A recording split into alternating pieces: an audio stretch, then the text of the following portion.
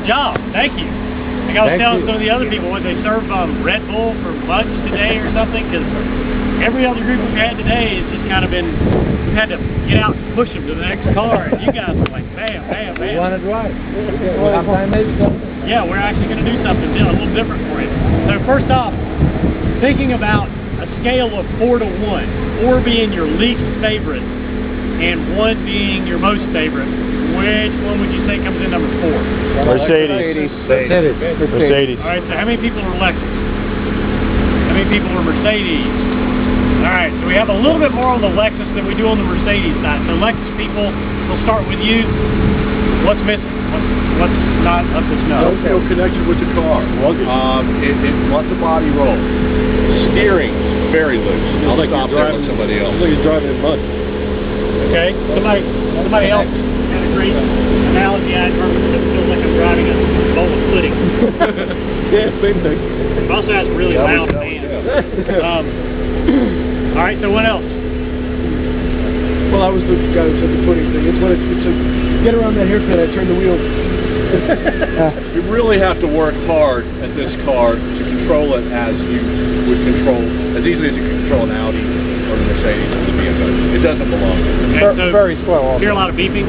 Yes, every turn, every turn of the beep. That's kind of what you need. The beeping is to tell you that the stability control system has activated. Seems to be real front heavy. Feel like a front driver, a lot of pushing. Okay. Yeah. So not well balanced. Not well balanced. Okay. The beeping is to tell you the stability control is activated. So that's kind of what you need when you're sliding towards impending doom. Is beep, beep, beep, beep, right? To let you know you're gonna die. What you can see, right?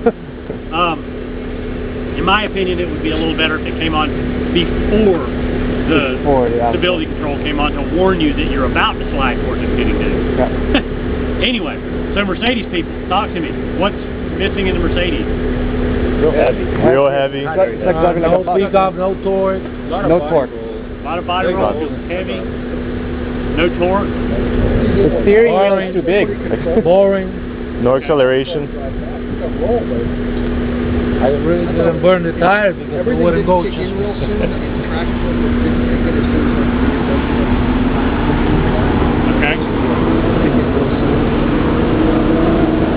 Alright. So, heavy, slow to control. Tight. Mushy around the turns. Mushy around the turns. It is the heaviest car on the grid. So, you kind of feel that weight when you're tossing it around here. Interestingly enough, Lexus coming in somewhere, you know, it's a fight between Mercedes and Lexus at the bottom. The Lexus is the lightest car on the grid. Sure, it's less weight to move around, so you got less inertia you're fighting there. So that leaves BMW and Audi fighting it out for number 2, number 1. Who all ranked Audi number 1? Oh, sorry. Hands down. With my customer hat on. Right. Yeah. With your customer hat on. That's what I want, is with your customer hat on. Okay, great. So it looks like pretty much a majority, if not unanimous, on Audi. Here's something for you when you've got your Audi hat on. BMW has pretty much been the benchmark in this segment until now. And Audi's really stepped up the game with refinement. You know, we've got the driver select system. We've got the front axle's been moved 6 inches forward. The weight distribution's been changed to 55-45. So instead of that understeer we're used to out of an Audi, it's now much better balanced and maybe tips a little bit more towards that oversteer that a lot of people like to feel. It's responsive, right? So what about the BMW is missing for you if it's in second place? 328 down on power. Yeah, definitely down on power. Otherwise, it's I don't know the power because I don't know the voice, but it does. With the little bit that you have to go, it wouldn't go that fast.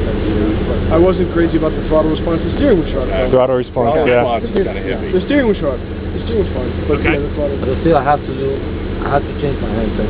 A lot of people say it has heavy steering. Yeah. Not that it has super steering, but it's heavy.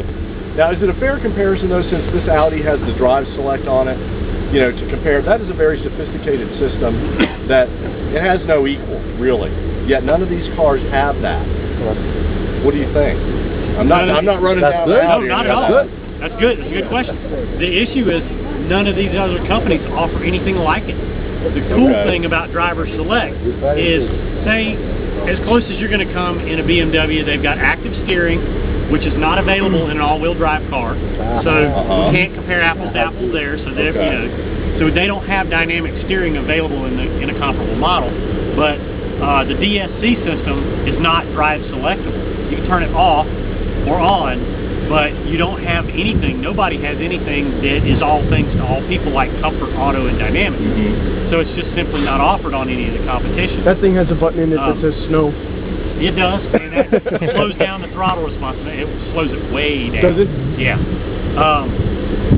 Actually, I did a Lexus program some time ago, and somebody threw my ISF in snow mode, and I had no idea they'd done it. They were playing a joke on me, and it was so dramatic, the difference, that I thought the car was broken. I mean, it is really that dramatic. So, you know, as opposed to something that's much more smooth and integrated. So what we're going to do is we got some extra time here, and I really want you guys to get an experience of the car. So what we're going to do is send you back out. Everybody's going to get one extra lap in an Audi. We're going to do Audi only, and it's your choice if you want to put drive select in auto or comfort. It's up to you. But the cool thing I was going to say about the drive select system, which isn't available on any other car, is it doesn't just change how stiff the chassis is or the suspension is. It changes the steering response. It changes the throttle response. It changes everything about the car, optimizes the mode that you select, which is way cool and it's way ahead of its time. And that's it works. Really cutting edge. And it works. And it works. So to all things to all people, it's the only car I know of, and I work a lot of car manufacturers. I do development driving and stuff like that. This is the only car that I know of that I can say this is as close to all things to all people as you're going to get. You can stick it in comfort mode and kind of get that nice soft suspension and drive down the highway in comfy mode, stick it in dynamic and come out and do something like this and be competitive. Right. Actually feel confident in the car. Yeah, that's quick. Yeah. It felt really confident. The car felt really confident. But isn't it fair comparison to those forward, those race forward, customers can look at the price of that. That's going to be $45,000. That's probably $8,000 less. I mean, someone's going to really, a customer's going to compare an A432 with all the stuff to 335. And a 335 is $7,000 more than the A4. Correct. Is it? Really? Yeah. So we're kind of at a catch-22 there, and part of that is, quite honestly, they still have not officially come out and told us pricing information on the A4. We've been, depending on you guys since they just released it last Monday, a week ago, yesterday, to you guys. That car and a 2-liter Premium Plus A4 are the same price. No, that car right there and a 2-liter Premium Plus A4 are within $500 of each other. Okay. 2-liter has more torque than that. Oh, hell yeah. The 2-liter has more torque than the 3.2. The new 2-liter has more torque than that car. The 2-liter would outrun that. Yeah. That I think it's 247. 248. 248? I was off by 1. So they're looking for quick off the line throttle response, not necessarily the big horsepower. Yeah, 211's respect. It makes a lot of difference. And quite honestly, the people that I've talked to, this is just my experience, so that's all I have to base it on. The people that I've talked to that are fans of the 2.0T are a different segment, a completely different demographic than's going to be looking at this car. Yeah, correct. It's going to be looking at it. I'm waiting for a 2.0. The weight distribution change. Can you imagine the short term is going to be on that thing? Not that big of a car? Honestly, I don't know. But you're going to have to get the little thing to put that on. Right. What? The driver's select. Right. Just so we can get everybody back in the car, just to keep it express, and I know you guys are on it anyway. Right. Let's go ahead and load up these two Audis. When you bring the one that's in